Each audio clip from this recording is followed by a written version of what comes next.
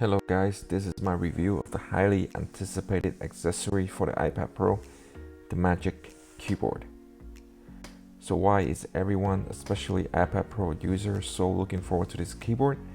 Well, because with this, the iPad Pro officially has the tool to replace a MacBook or a laptop. At least for me, it did. Apple's Magic Keyboard is a keyboard case that magnetically attaches to your iPad Pro. Once connected, the iPad simply hovers above the keyboard, giving the user the impression that the screen is floating. You can pivot the tablet between 90 degrees and 130 degrees toward your face. The hinge has a certain locking position that when you open, it will lock into certain places, and then finally when you push it all the way through, it will open up to the working position. For me, there are three magic features that this Magic Keyboard offers. First, the Magic Keyboard feeds power and data to the iPad through its rear smart connector. It means you will never have to charge the keyboard or go through any type of pairing process, and the connection is much more robust versus other type of Bluetooth keyboard covers. And since it also comes with a USB-C port, you can charge the iPad right through the Magic Keyboard, leaving the USB-C port on the iPad free to connect other accessory like external storage or external display. To me, this feature is the main part of the keyboard. For my workflow, I routinely connect an external storage and an external monitor, and now I can leave the iPad plugged in while still able to do those things. I do wish that you can use that USB-C port on the keyboard for data transfer, but for now at least, it can only be used for charging. The second magic features of this keyboard is of course the keyboard itself. It is a scissor switch type keyboard, just like on the new MacBook Pro 16-inch and the new 2020 MacBook Air. It is also backlit. It's very bright, it's evenly lit, and very good, very comfortable to use at night.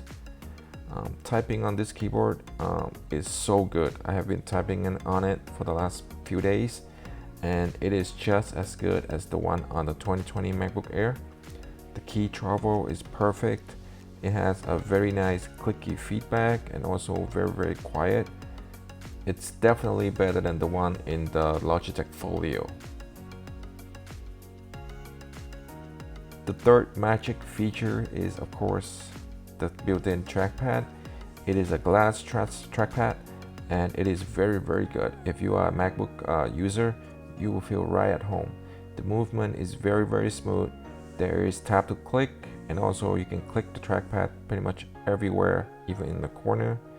And with full trackpad support in the new iPad OS, this makes the iPad itself very close to being fully replaced a laptop.